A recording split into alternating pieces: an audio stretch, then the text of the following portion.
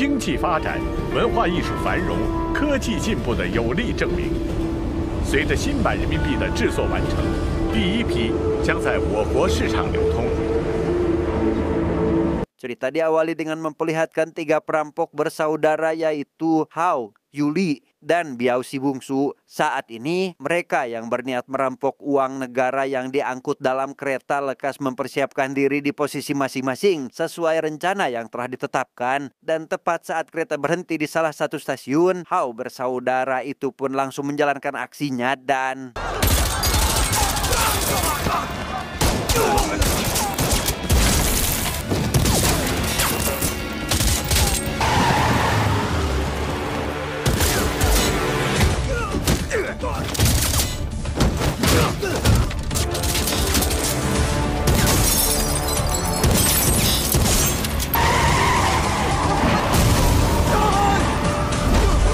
Berkat kerjasama yang apik, Hao dan kedua adiknya berhasil menghabisi para petugas kecuali seorang wanita pegawai bank yang diminta agar memegang sebuah granat. Di mana hal itu membuat mereka bisa dengan mudah membawa kabur uang sekaligus melarikan diri dari polisi yang baru tiba di lokasi kejadian.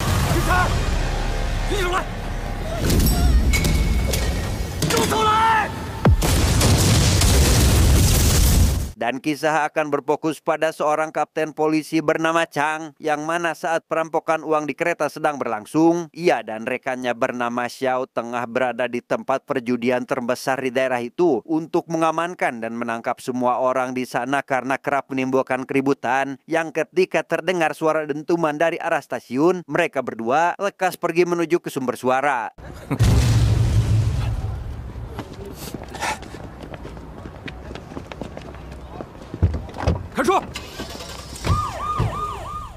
Di sana Chang mendapat informasi bahwa sebelumnya telah terjadi perampokan uang cetakan baru dan berdasarkan keterangan dari seorang pegawai wanita yang selamat, perampok yang mengenakan topeng tersebut terdiri dari 2 pria dan 1 wanita. Selain dari itu, ditemukan juga sebuah pistol dari anak laki-laki berusia 5 tahun yang mengaku sebagai pemberian dari seorang pria tepat sebelum tragedi ini terjadi.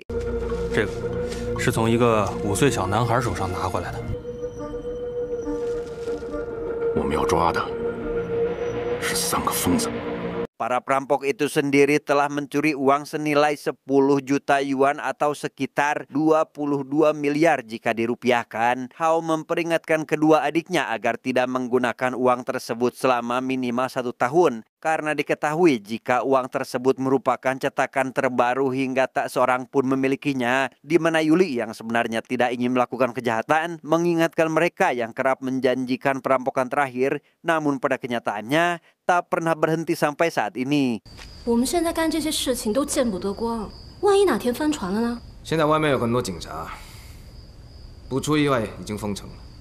老办法，我们多待1个星期在。 Kapten Chang sendiri tengah mengevaluasi kasus perampokan di kereta bersama para rekannya. Namun rapat itu harus terhenti ketika komisaris menyatakan bahwa kasus tersebut telah diserahkan ke tim lain, di mana Chang hanya ditugaskan mengawasi pemasangan CCTV di pasar malam bersama Xiao dan anggota baru bernama Zhou Li yang akan menjadi bagian dari timnya. 你想怎么样就怎么样。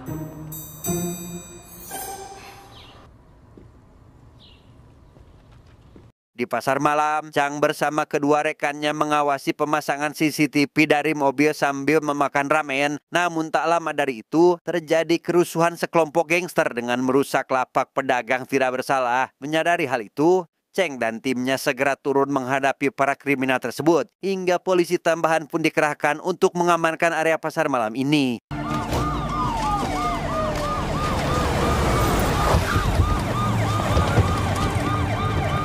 Pada waktu yang bersamaan, Biao mendapati masalah saat dicurangi main oleh lawannya. Ia merasa tidak kalah pun marah dan meminta izin pulang dengan alasan mengambil uang bayaran. Namun pemilik kasino bernama Liu yang sudah paham dengan orang seperti Biao langsung menutup kasinonya dan memulangkan semua orang. Hingga saat sepi, Liu menyuruh anak buahnya untuk menghabisi Biao dan...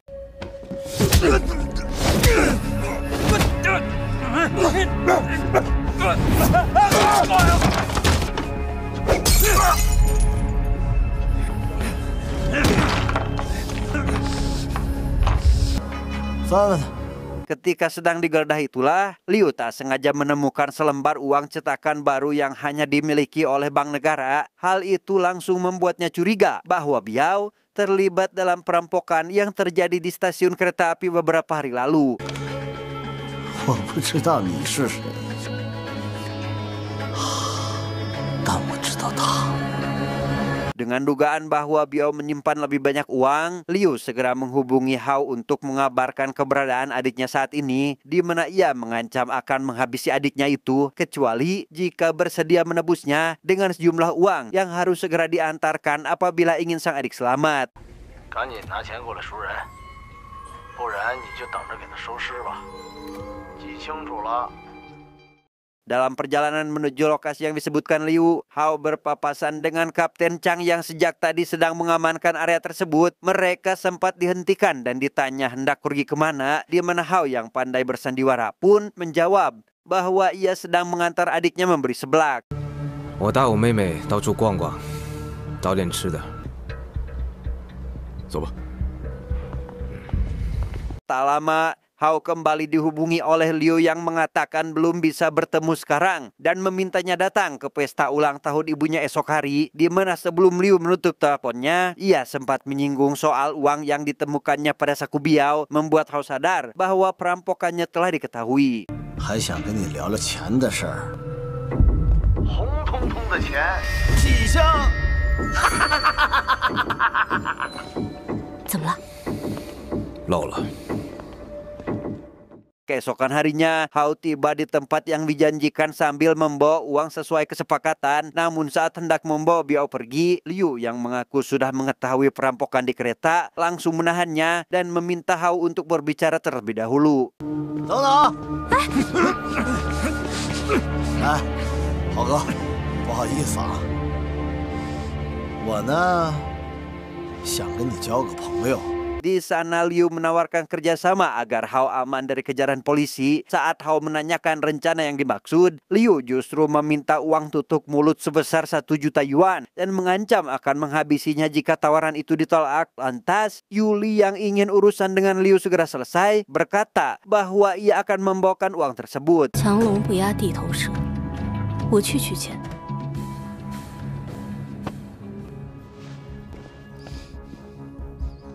Sementara itu, Kapten Chang menerima informasi dari rekan tim lain bahwa Liu sedang mengadakan pesta ulang tahun ibunya. Khawatir akan terjadi kekacauan kembali, rekannya berniat mengawasi acara tersebut sehingga Chang memutuskan ikut mengawasi meskipun sudah diperingatkan oleh Xiao bahwa itu bukan bagian dari tugasnya.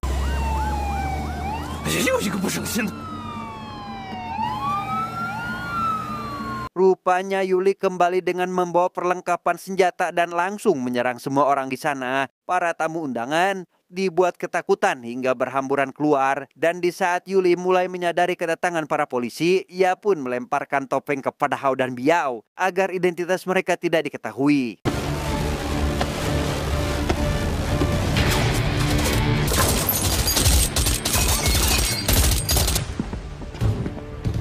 你留在这儿，长队，留在这儿，请求武警支援。让开！"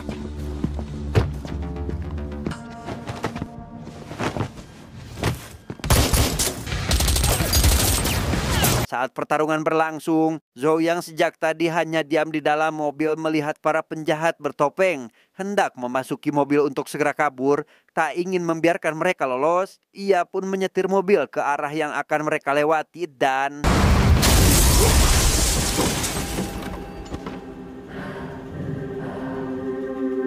Melihat hal itu, Kapten Chang langsung menghampiri Zhou sambil menembaki para penjahat yang akhirnya berhasil lolos. Ia pun segera memeriksa keadaan Zhou yang sempat dihujani tembakan, lalu memarahinya karena nekat dan bentuk kekhawatirannya terhadap rekan barunya itu. 你不怕死？谁让你上的？你不知道这有多危险？ 了，但是我不可能眼睁睁的看着犯罪嫌疑人从我的面前跑了。 Saat rapat evaluasi, Kapten Chang memastikan bahwa Liu mengetahui rahasia tentang kelompok perampok bertopeng itu. Ia pun memutuskan agar mencari Liu sebelum para perampok membungkamnya. Dan dari hasil penyelidikan, Liu terakhir kali terlihat di Hotel Tailai, membuat Chang dan Xiao segera bergegas pergi ke sana. 跟我去泰来宾馆。长队，我呢？你接着排查。行动吧。 Bersama rekannya yang lain, Zhou mendatangi lokasi yang dianggap mencurigakan berdasarkan hasil penelusuran. Ia pun bertanya kepada warga sekitar apakah ada orang asing yang mencurigakan belakangan ini. Di mana si warga menjawab, ada 2 pria dan 1 wanita yang tinggal di sebelah rumah mereka.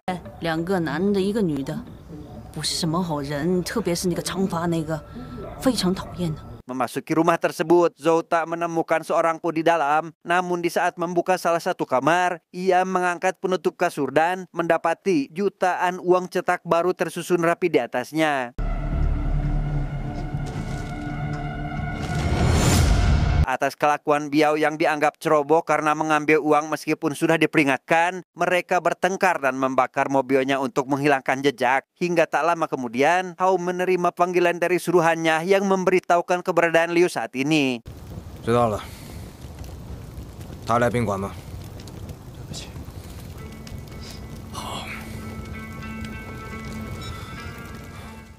Liu yang berada di hotel didatangi oleh Hao dan saudaranya untuk dihabisi. Setelah dipastikan meninggoy, mereka bersiap pulang. Namun tepat saat akan keluar, mereka yang menyadari kedatangan polisi dari atas lantas menyiapkan perlengkapan bertarung untuk menghadapi mereka dan...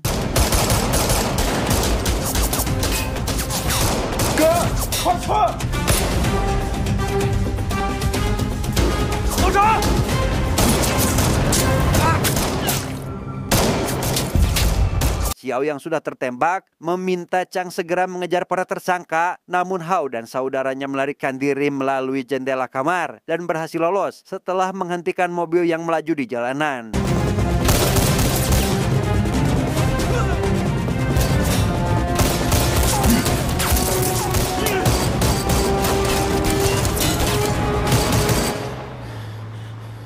Di mobil, Yuli yang rupanya tertembak tiba-tiba menghentikan mobilnya. Biao pun segera mengambil alih kemudi dan membawa mereka pulang. Namun setibanya di rumah, mereka mendapati tempat itu telah dipenuhi polisi atau penemuan uang oleh Zhou. Hingga akhirnya, Yuli menghembuskan napas terakhirnya. 我们从来都没有想。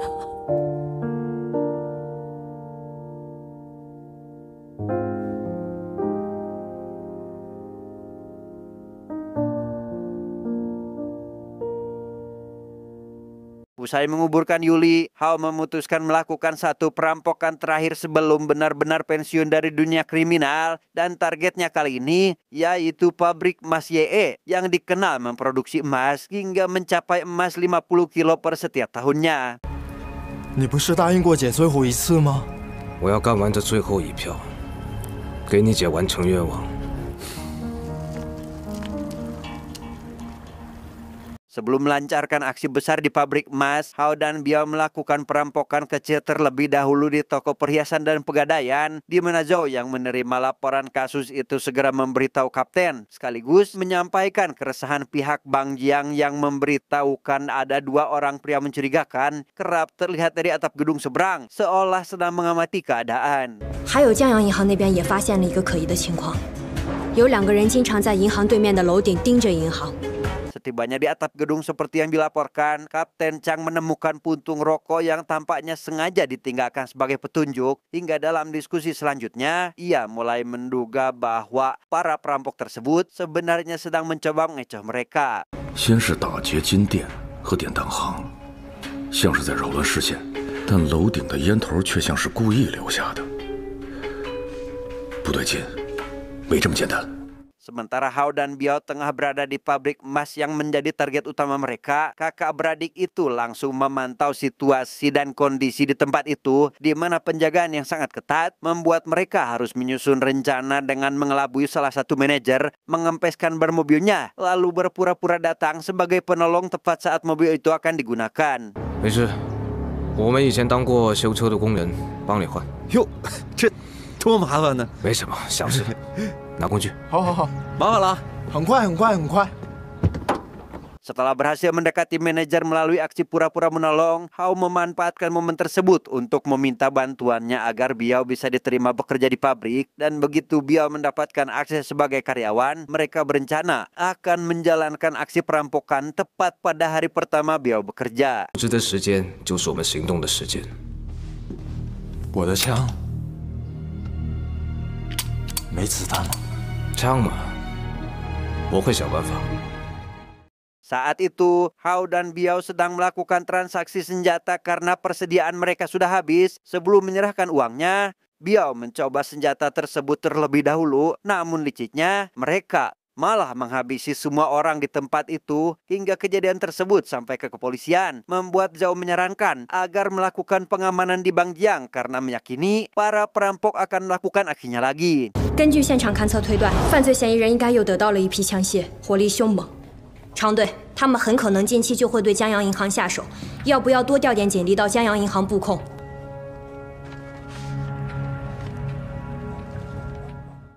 Singkat cerita, Kapten Cheng tiba di lokasi penemuan makam ilegal yang dilaporkan oleh para warga. Setelah digali, ditemukan mayat perempuan dengan luka tembak di perut serta uang cetakan baru. Di sekitar makam tersebut, di mana Zhou yang membawa bukti lain berupa gambar CCTV, mengingatkan Kapten Chang pada kakak beradik yang ia temui di pasar malam. 常队，我有发现，这是106案犯罪嫌疑人和所使用的面包车的监控画面。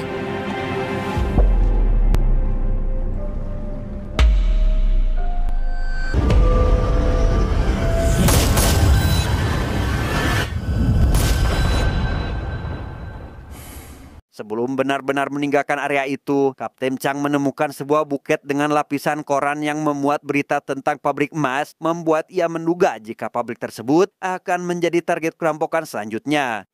Dengan adanya dugaan itu, ia membuat janji dengan direktur pabrik emas untuk memastikan tidak ada hal-hal mencurigakan. Namun sebelum pulang, ia sempat melihat seorang pelamar baru yang disebut-sebut sebagai adik dari kenalan sang manajer yang dijadwalkan bekerja esok hari.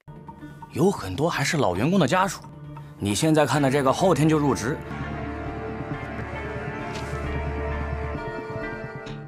Di kantor, Chang menjelaskan bahwa para perampok kemungkinan mengalihkan fokus polisi dengan menebar petunjuk palsu di sekitaran Bangjiang, sementara para perampok menjalankan aksi sebenarnya di pabrik emas yang lokasinya di ujung barat Bang, sehingga mereka akan melakukan aksinya tanpa khawatir oleh polisi. Pada tengah-tengah diskusi itulah, Zhao menyarankan sebuah sketsa wajah hasil keterangan dari anak laki-laki dalam kasus perampokan di stasiun kereta api, hingga Chang yang melihatnya langsung teringat pada pelamar baru yang memiliki wajah seperti pada gambar. Hal itu menguatkan keyakinannya bahwa para perampok akan segera melancarkan aksinya di pabrik emas.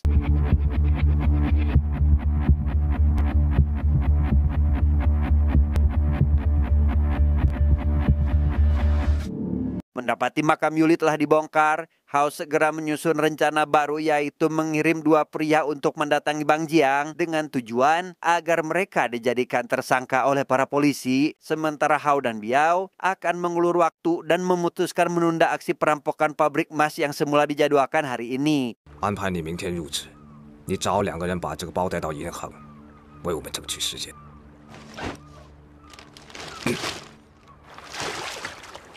Sepulang dari makam, Hao dan Biao dijemput oleh sang manajer sesuai janji sebelumnya. Namun di dalam mobil, manajer tersebut memberitahu bahwa baru bisa mempertemukan mereka dengan direktur pada sore hari ini. Karena saat ini, pabrik sedang dijaga ketat oleh polisi untuk proses pemindahan emas. Mendengar hal itu, Hao dan Biao langsung menghabisi sang manajer di tempat, lalu menyusun rencana untuk merampok emas saat dalam perjalanan pemindahan.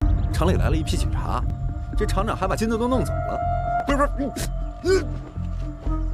Pihak Kapten Chang membagi tim pengawasan kedua lokasi, yakni Bangjiang dan pabrik emas Y, di mana polisi berhasil meringkus 2 pria mencurigakan yang ternyata merupakan orang suruhan Hao. Sementara di pabrik, Kapten Chang yang telah berjaga hampir setengah hari pun belum menemukan tanda-tanda kedatangan siapapun.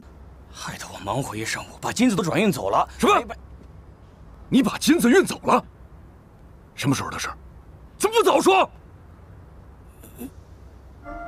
Hao dan Biao yang berhasil menemukan mobil pengangkut emas menyerang semua petugas pengawal dengan brutal hingga tak tersisa seorang pun sampai tak menyadari bahwa polisi sudah mengetahui pergerakan mereka untuk menghentikan aksinya dan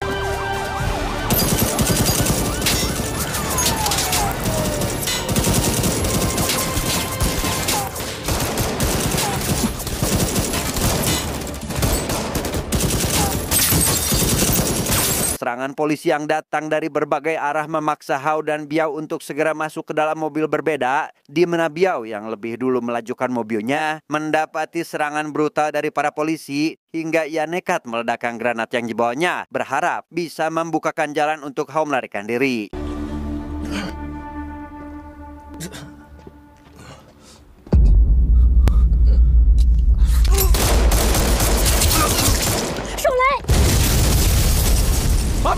Tak akan membiarkan kriminal itu lolos lagi, Kapten Chang terus membuntuti mobil yang dikendarai Hao hingga pengejarannya berakhir di sebuah area pabrik, membuat mobil yang dikendarai Hao menabrak tumpukan material dan menyebabkan mobilnya terguling.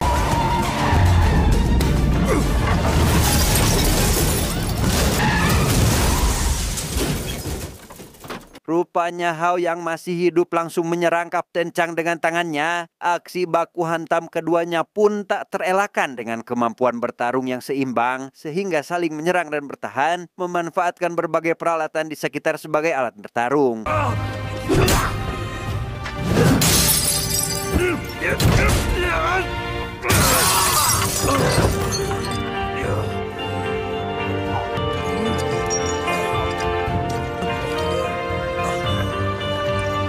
Setelah pertarungan yang cukup lama karena keduanya terus bertahan, Chang akhirnya mendapat kesempatan untuk menghantam wajah Hao bertubi-tubi dengan menggunakan sebatang kayu hingga Hao tak berdaya dan hanya bisa pasrah saat petugas yang baru datang ke sana untuk memborgolnya.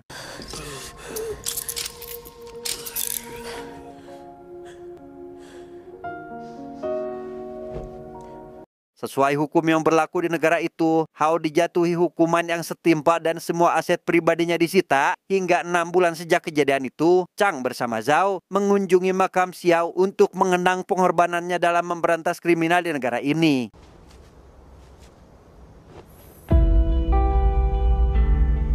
Tamat, ending yang sangat membagongkan.